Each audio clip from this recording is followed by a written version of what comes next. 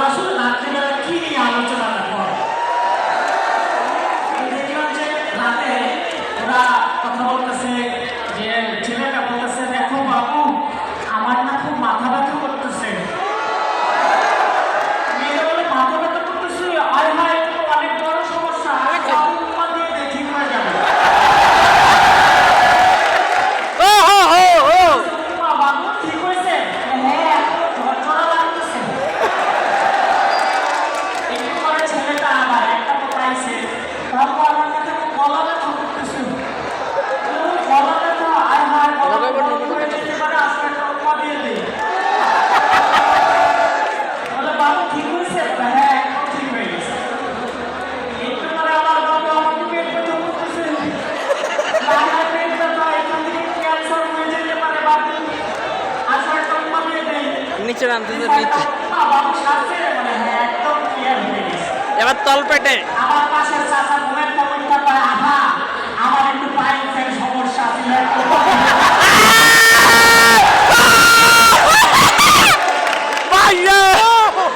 দিছে দিছে একটা প্যারাসিটামল হয়ে গেছে। কোনো রোগ সারে মোটামুটি। তবে এই উপমাটা বহু জায়গায় ব্যবহৃত হয়। যেমন মেয়েটা ছেলেটা রাত্রিবেলা অনলাইনে চ্যাটিং করতেছে, যেটাকে বলা হয় চ্যাটের লাভ। ছোটের লাভা। এখন আমাদের ভালোবাসাগুলো এইরকম। তো অনলাইনে চ্যাটিং করতে করতে মেয়েটা ছেলেটাকে বলতেছে, বাবু এবার তুমি ঘুমায় যাও। মানে কি বলো, তুমি ঘুমা না দিলে আমি ঘুমাই।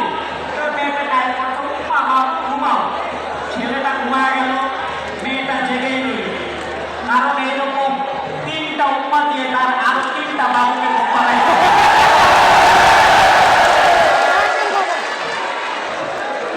আমরা প্রতারিত হই, তারপরেও বাবুদের নাম ভুলি না। এক একজনের কয়েকটা করে বাবু থাকে। তবে আর বাবুগুলো কিছু কিছু সময় আমাদের লাইফে ইন্সপিরেশন দেয়। কয়েকটা বাবুর জন্য দেখা যায় যে আমরা রেজাল্ট ভালো করি, কারণ বাবু বলছে যদি এ প্লাস পাও তাহলে বাসায় তোমার কাজ বলবো, যদি এ প্লাস না পাও বাসায় তোমাকে মেনে নেবেন। আমাকে এরকম ইনস্টিটিউশন দেওয়া হয়েছিল একটা, এ প্লাস পাইতেই হবে। আমি এরকম বোর্ডে মোটামুটি ভালো রেজাল্ট করলাম, এসএসসি পরীক্ষার সময় এ প্লাস পাইলাম। আমার আব্বা মা আসলে খুব খুশি। তারা এসে আমাকে জিজ্ঞেস করতেছে, কি রে বাবা তুই এত ভালো রেজাল্ট কেমন করলি? স্কুলে তো সবসময় লাড্ডু নেই, হঠাৎ করে ক্লাস 10-এর পরে কি এমন প্রিপারেশন নিলি যে তুই এ প্লাস নিয়ে বাইরে আসলি? তাকে আমার আব্বারে বললাম, আব্বা আমার ফেসবুকে এঞ্জেল মর্জিনা নামে একটা মেয়ের সাথে বিয়ে হয়েছে। ওই মেয়েটা আমাকে বলছে আমি যদি এ প্লাস পাই তবে ও আমাকে ভালোবাসবে, নইলে ভালোবাসবে না। ওর কথা শুনে আমি আমার এসএসসি তে এ প্লাস পাইছি। সাইডে যাবাল বিদ্যান্দা মনে করিস না আব্বা, তুই এঞ্জেল মাইজিগান দি ভাই মাইজিগান দি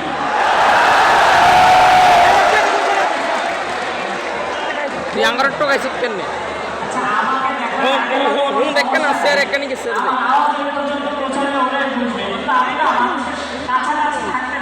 আটে মুই আটে মুই এত নাটক করে না। হ্যাঁ ও আচ্ছা, হ্যাঁ হাতগুলো দেখতে হয়েছে কয়েকটা। আতুড়া আতুড়া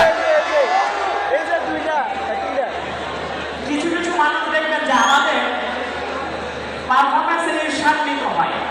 তার ছেলে খারাপ করছে, আমি ভালো করছি, এইভাবে তার প্রেস্টিজ চলে গেল। তার ছেলে ক্লাস পায় নাই, আমি ক্লাস পাই গেছি, তারা বিশ্বাস করতে চাইবে না। কিছু কিছু পাড়ার আঙ্কেল থাকে, এলাকার আঙ্কেল থাকে, যারা বিশ্বাস করতে চায় না যে আমি আসলেই ভালো রেজাল্ট করছি।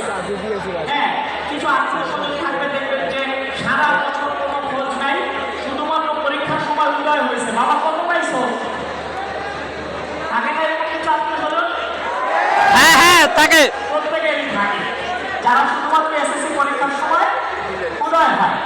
এরকম আমার পরীক্ষা শেষ হওয়ার পরে এক আঙ্কেল আসছে, যাদের জীবনে কোনোদিন দেখি না, হঠাৎ করে একদিন আসে পরীক্ষার সময় রেজাল্ট জানার জন্য।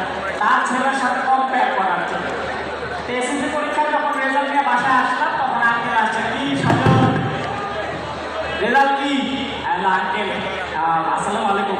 আপনার দোয়া আঙ্কেল, আমি এ প্লাস পাইছি। বলে কি? তুমি এ প্লাস পাইছো? না না না, বিষয় হয় না, এটা কেমনে সম্ভব? তোমার সারা জীবনে কখনো পড়াশোনা করতে দেখি নাই আমি, তুমি এ প্লাসটা পাইলা কেন? আমি বললাম কি বলেন আঙ্কেল, কয়েকদিন আগে তো আপনিও বাচ্চার বাবা হয়েছে, আমি কি আপনাকে বলছি? আপনাকে তো কখনো দেখি নাই। ও এখন আসলে দেখি না।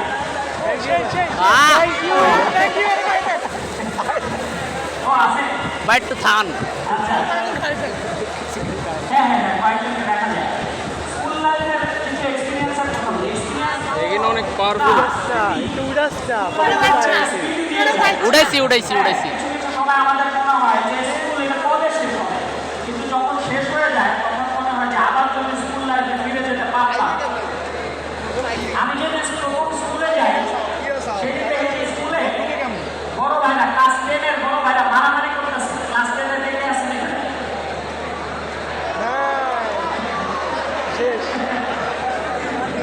মারামারি হয়? আমার মনে হয় না না, লাস্ট একটা বছর মারামারি করে না, ভালো না। স্কুলের শুক্রবার স্মৃতি নিয়ে বাড়ি ফিরে যাবে। তো ক্লাস 10 এর ভাইরা দেখলাম যে স্কুলে প্রথম দিন মারামারি করতেছে। আমি খুব ভয় পাইছি। এখন চিন্তা করছি কি করবো, প্রথম দিন স্কুলে আসছি না, আমরা চিনি না জায়গা। হঠাৎ মনে করছি যে আপনি বলে দিচ্ছে স্কুলে কোনো বিপদে পড়লে কোনো ঝামেলা দেখবে সরাসরি পুলিশের কাছে যাওয়া, পুলিশের কাছে গিয়ে তোমার বিপদের কথা বলবা, তারা তোমাকে সাহায্য করবে।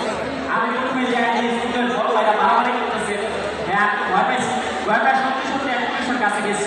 যাই হচ্ছে আঙ্কেল আঙ্কেল আপনি কি পুলিশ? বলে জি বাবা, কেন কি হয়েছে? আঙ্কেল এই তো জায়গা মতো চলে আসছি, আমার আপনি বলছে কি কখনো কোনো বিপদে পড়লে পুলিশ কাছে জানান কে? পুলিশ কাছে চাইছি না, একটা বাচ্চা বিপদে পড়ছে। বলে হ্যাঁ তোমার আপনি তো ঠিকই বলছেন, কি হয়েছে তোমার আমাকে বলে বলো, তোমার কি লাগবে, তোমার কি হয়েছে, কোন বিপদে পড়ছে? আমি আছি না, আমাকে বলে বলো। আমি বলছি দেখেন না আঙ্কেল, স্ক্রিন একটু পরে ভিডিও বাচ্চা কাচ্চাদের সমস্যাগুলো ছোটখাটো। যেমন প্রথমবার যেদিন ব্যাটের বাড়ি খাইছি, প্রথম বাড়ি খাইছি পিছনে, এমন জ্বলা করতেছিল। স্কুল শেষে বাসায় গিয়ে আয়নার সামনে খুললা দেখতেছিলাম, আয় হাই রে ম্যাডাম তুমি ভাগ করে লাইছে। দুই পাশে দাগ এরকম, তবে কিছু দাগ থাকলে ভালো কিছুই হয়। হ্যাঁ, ওই স্কুল লাইফের মাইক যদি না খাইতাম তাহলে এই পর্যন্ত আসা যায় না। যখন স্কুল শেষ করে আমরা কলেজে যাই, কলেজ শেষ করে ইউনিভার্সিটি লাইফে যাই, এবং ইউনিভার্সিটি শেষ করে আমরা হচ্ছে চাকরির জন্য দৌড়াই। তা আপনাদেরকে একটা এক্সপিরিয়েন্স শেয়ার করি, সেটা হচ্ছে যে যখন ইউনিভার্সিটিতে যাবেন দেখে শুনে বুঝে একটা ভালো ইউনিভার্সিটিতে ভর্তি হবে। মানুষের কথায় বিশ্বাস করে না। যেমন আমি তো জানতাম না যে কোন ইউনিভার্সিটিটা ভালো। আমি চিন্তা করলাম সবাই তো বলে আমাদেরটা বেস্ট, আমাদেরটা বেস্ট। আমি নিজে গিয়ে খুঁজে খুঁজে দেখে তারপরে ঠিক করবো যে আসলে কাদেরটা বেস্ট। আমি এক ইউনিভার্সিটির নিচে গেছি, নিচে গিয়ে দারোয়ানদের জিজ্ঞেস করতেছি যে ভিতরে তো ঢুকতে দেবে না আইডি কার্ড ছাড়া। দারোয়ানদের জিজ্ঞেস করি যে আঙ্কেল আপনি কি এই ইউনিভার্সিটির দারোয়ান তাই না? বলে হ্যাঁ আমি তো এখানেই দারোয়ান। কেন কি হয়েছে? আচ্ছা কিছু ইনফরমেশন দেন আমাকে, আমি এই ইউনিভার্সিটিতে ভর্তি হইতে চাই। বলে বাবা কি জানতে চাও? বলছি দেখেন এই যে এই ইউনিভার্সিটিতে কি আসলে পড়াশোনা হয়? বলে আরে কি বলো পড়াশোনা হয় না মানে, দেশে শুধুমাত্র এই ইউনিভার্সিটিতে পড়াশোনাটা হয়। বলে আচ্ছা আঙ্কেল এই ইউনিভার্সিটিতে পড়াশোনা করলে কি ভালো রেজাল্ট করা যাবে? বলে আরে ভালো রেজাল্ট মানে এই ইউনিভার্সিটিতে পড়লে তো তুমি একের রেজাল্ট করবা, তোমার ভবিষ্যৎ উজ্জ্বল। বলে আচ্ছা আঙ্কেল তাহলে শেষ আরেকটা প্রশ্ন জিজ্ঞেস করি যে আচ্ছা এই ইউনিভার্সিটি থেকে পাশ করে বের হলে কি ভালো চাকরি পাওয়া যাবে? আরে চাকরি পাওয়া যাবে না মানে আমি দারোয়ানের চাকরি কেমনে পাইছি? আমি তো এই পাইছি। এইরকম ইউনিভার্সিটি এইরকম খবর আপনাদেরকে অনেক জায়গা থেকে দেওয়া হবে, সেগুলো বিশ্বাস করবেন না। নিজের যাচাই বাছাই করে তারপরে কোনো একটাই ভর্তি হবে। যেহেতু স্কুল পাস করে যখন কলেজে যাবেন আপনারা, কলেজে যে আমরা প্রথম যেটা করি কলেজের ভবন বই খাতা টিচারদেরকে চেনার আগে আমরা চিনি যে আমার তো সেকশনে সুন্দরী কেউ আছে কি। আমরা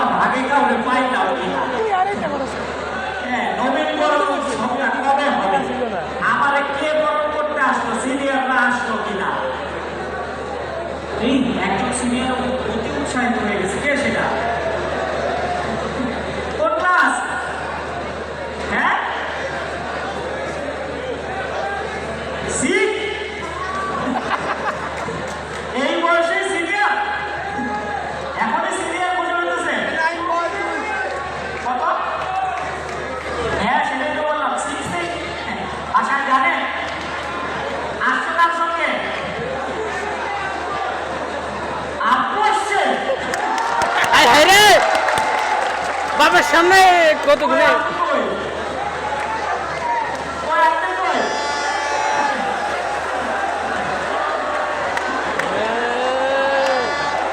একটা অনুষ্ঠানে এরকম স্কুলের অনুষ্ঠানে দেখলাম যে বাবা খুব সুন্দর সুন্দর পরিপাটি হয়ে সেজে আসছে, যেহেতু স্কুল কমিটির একজন গুরুত্বপূর্ণ সদস্য। আর ছেলে দেখলাম ছিঁড়া প্যান্ট এইখান থেকে এই পর্যন্ত নাই, গেঞ্জি আর প্যান্টের মাঝখানে জেনারেশন গ্যাপ।